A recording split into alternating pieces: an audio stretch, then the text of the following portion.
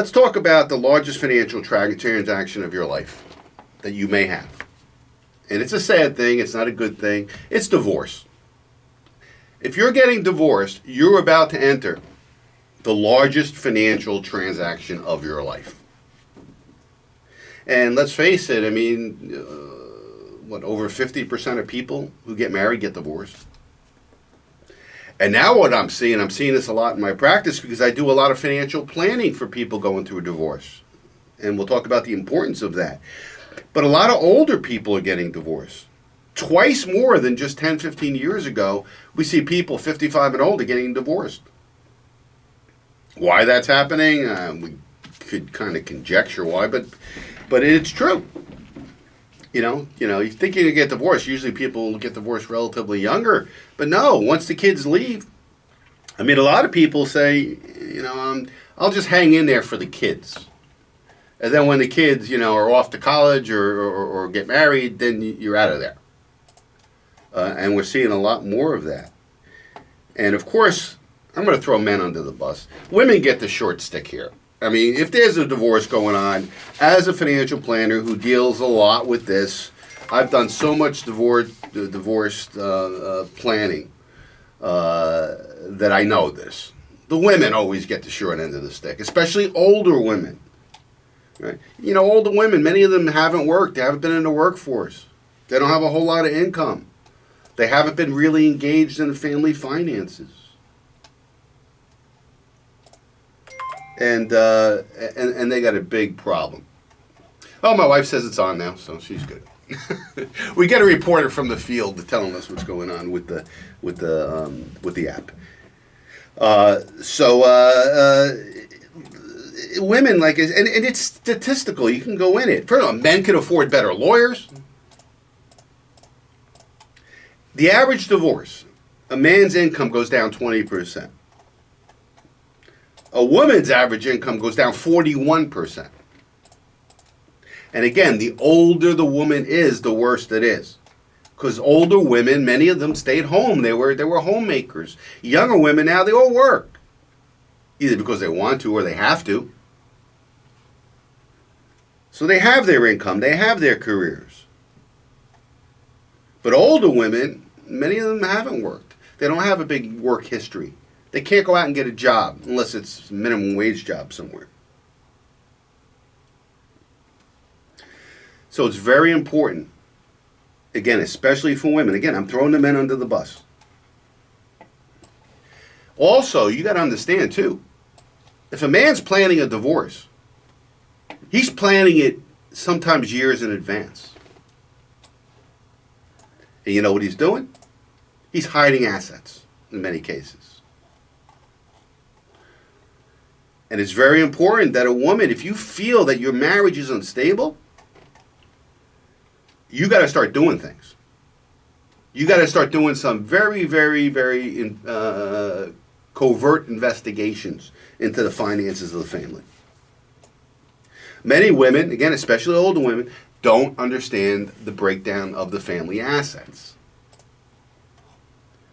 Either the husband was secretive about it, or they just didn't engage. And it's very important. It's time now. If you don't wait too long, you know if your marriage is rocky.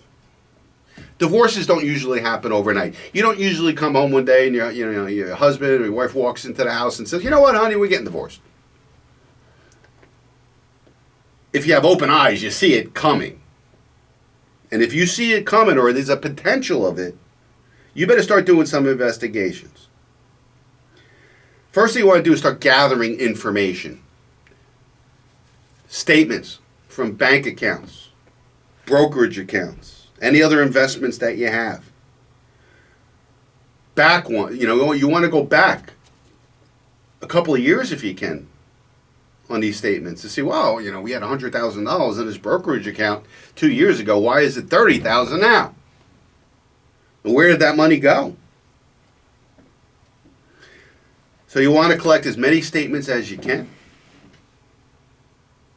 You want to grab some tax returns, credit card statements, other loans that may be in the family. Make a list of retirement assets. What kind of retirement plan does my spouse have at work? 401k? Do they have profit sharing? Do they have stock options?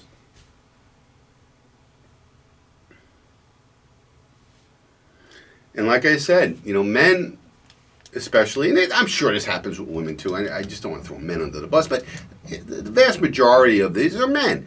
And what they'll do is, they're not just going to say this morning, I think I'm going to get divorced, so let me go tell my wife when I get home from work we're done. It doesn't happen that way. Trust me, I have experience in this. Not personal experience, I never got divorced, but I'm saying experience with clients who have dealt with this. And again, men usually plan in advance, and they hide money. How do you hide money? Well, the first thing that comes to mind is gold coins. What if a couple of years ago, little by little, the spouse was taking money out of a checking account or investment account and buying gold coins that are worth $2,000 each right now? It's not hard to hide $100,000.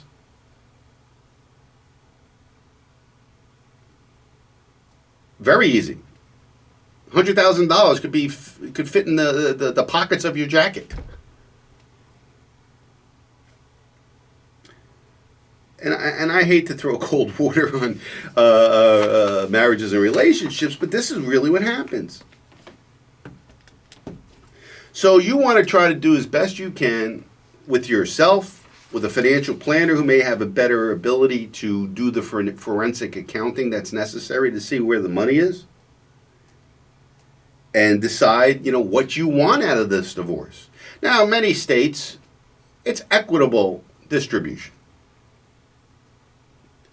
But what is equitable distribution? All assets are not equal. If the family's net worth is, let's say $1 million, between the house, investments, savings, you got to make sure that the distribution of these assets are proper, because all assets are not equal. Take the difference between a Roth IRA and a traditional IRA. Say you have $100,000 in both. You would rather have the Roth IRA because there's no taxes in accessing that money. With a traditional IRA, you'd have to pay taxes on it. So it's not $100,000 each. It's $100,000 and $70,000. What about appreciated assets? I don't want that IBM stock that we bought 20 years ago that has a big capital gain in it. I want the savings account. What about retirement assets? There's something called a QDRO, a Qualified Domestic Relations Order. Right? That's where, say, most of the assets of the family, and this is the case many times, is in the 401k of the husband or wife. You get divorced, part of that's yours. And a court orders a QDRO, Qualified Domestic Relations Order, which means that you get a certain percent of that. It becomes your IRA account. But just realize that that's a taxable asset. Another thing that's always a contentious issue, who gets the house? Well, if the house has a mortgage on it, not necessarily a big deal. It's it depends how much equity is in the house. What's it really worth if you sold it? That's the only real asset, is the equity. But then you got to take into consideration the carrying cost. Many spouses, or in this case women, want the family house. All their memories are there and so forth. They want the house. But when they look at it afterwards, wait, based on my income, I can't pay the bills here. So that may not be the best thing to have. So there's two big issues here when you get divorced from a financial perspective. Asset distribution, how are we going to break up the family's money? And then what's my income situation on the other side of divorce? What is my income sources going to be? Between, do I work? Do I make money that way? Is there going to be alimony? And alimony is always a contentious issue in divorce negotiation. No spouse wants to be on the hook to have to pay $50,000 a year in alimony. But if one spouse has more income than the other spouse, you're paying alimony, the higher income person. Now, it used to be, alimony was a pretty, I mean, look, you'd rather have it than not have it, but from a tax perspective, up until a couple of years ago, if you received alimony from your spouse, that was taxable income to you. I have many, many women clients who are getting alimony that pay a ton of taxes on it. And it was tax deductible to the person paying it. That was a great thing. And look, again, it's never good to have to pay somebody because the tax savings is only a fraction of what you're paying. But the bottom line was the receiver of the alimony paid the tax on it and the giver of the alimony deducted it. Now, a couple of years ago, there was a change in the tax code. There's no tax consequences to anybody. So if you get divorced now, alimony is tax-free. If you get divorced now, it's not tax deductible if you pay it. So that's a big difference, isn't it? Sure it is. Now, what if you're getting divorced and your spouse is paying you alimony? Well, what protection do you have that if that spouse passes away or loses their job or anything, that can't stop? I know many, many cases where somebody was getting alimony from their spouse and their spouse lost their job, go back to court and say, you know what? The judge says you don't have to pay it anymore because you don't have the income. So now because my ex-spouse lost their job, I lost my income. Always a concern. What happens if your spouse dies? You got to look at that contingency. Should you get a life insurance policy on your spouse? Yes. We advise that all the time. That way, if your spouse dies, at least you get $500,000 and you're not going to be destitute because your income stopped. This is especially true of younger people getting divorced.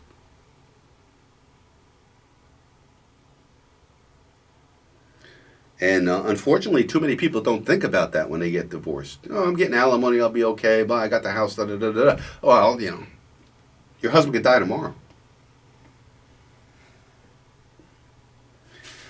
If you're going through divorce as a younger couple with children, now I got to talk child custody. That's always the big issue with younger families. What's the custody situation? Who's going to see the child when? Who's going to support the child? How much are we going to break up support? How much child support is going to be paid? What about child care costs?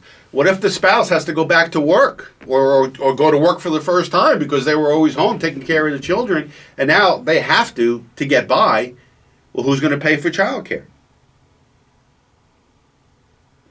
These are irrevocable decisions that you're making. And that's why it's so important to get both legal advice and financial advice. Many people go and get a lawyer and they deal with it that way, but they don't talk to a financial planner about what their life's going to be, maybe for the next 30, 40, or 50 years. You have to sit down with a financial planner, a competent, certified financial planner who understands the issues of divorce. Because your short-term and long-term goals are going to dramatically change. And you have to totally re-examine your financial future if you're going through a divorce. Because it's totally different than you thought it would be.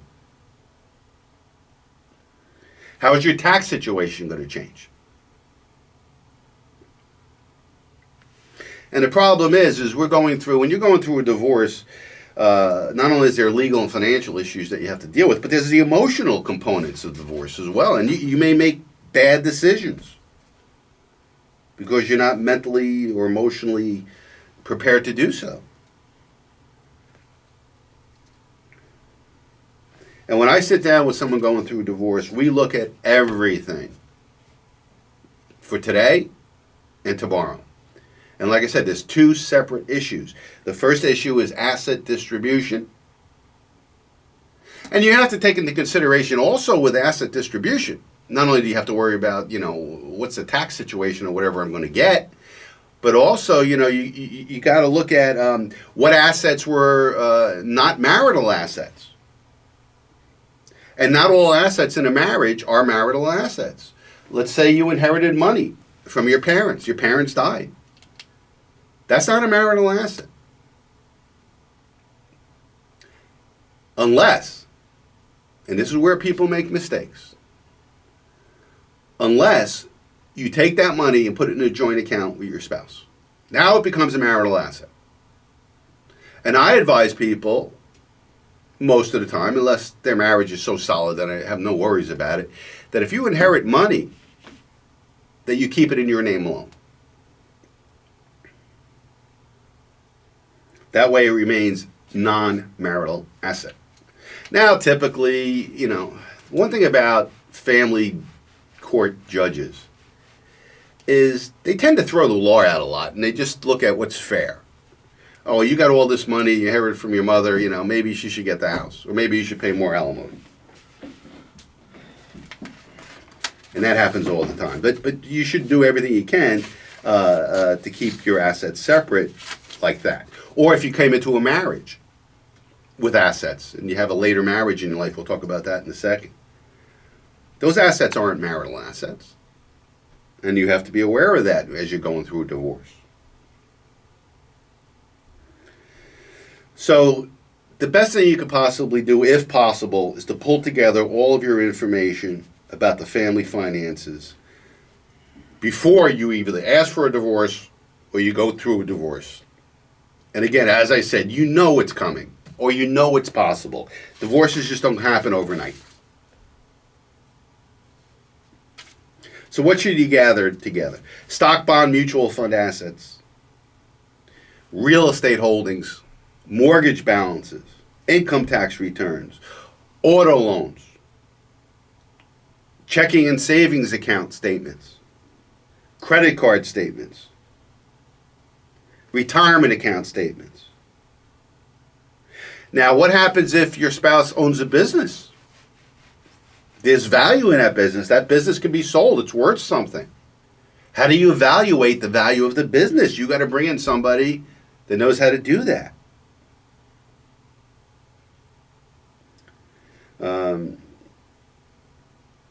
How about let's look at monthly expenses. What's my life going to be like?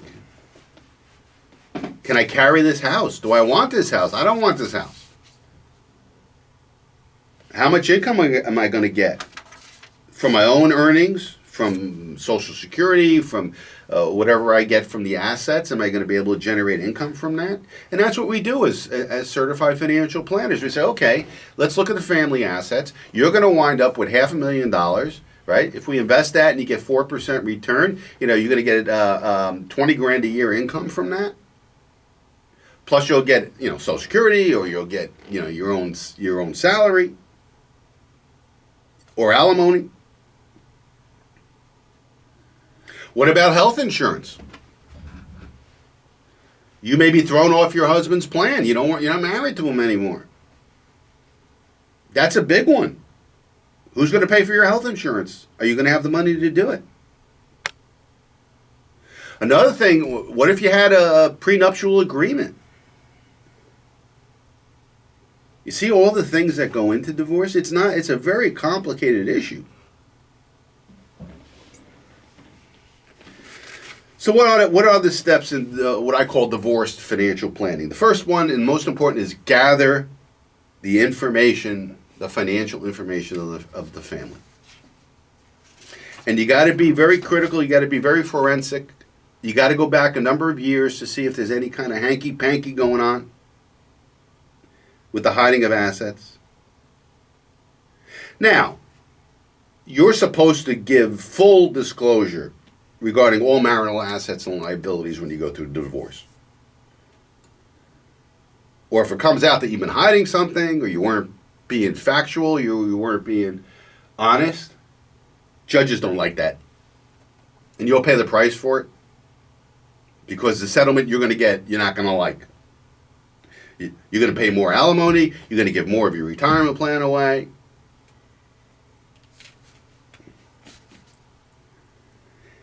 Now, again, in most states, it's a 50-50 distribution, but as I said earlier, all assets aren't equal, so you got to make sure after taxes, are you getting a fair distribution?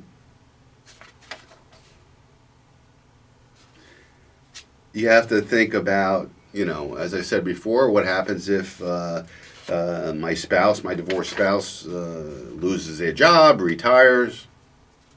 How will that affect my income if I'm getting alimony or child support? Have I protected myself with life insurance? Now, you can't just buy a life insurance policy on anybody. I can't just buy a life insurance policy on Jim here just because I'm betting he's going to die because he's a crazy man out there. He's laughing.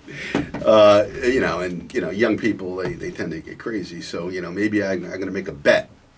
I'm going to buy a $100,000 life insurance policy on Jim, and he better not allow me to work on his brakes because I'm betting on his death.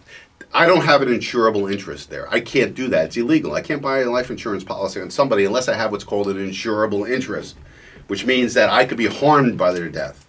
Now, if Jim here dies, he won't be here next Sunday to run the show, but he could be replaced. Good luck. I would know the first thing to do, so I'm out of luck here. But Jim could be replaced in that regard. So I don't have an insurable interest. But if my spouse is paying me $50,000 a year alimony and $20,000 a year child support, boy, I have an insurable interest in his life. And I have a right to buy a life insurance policy on him to protect that.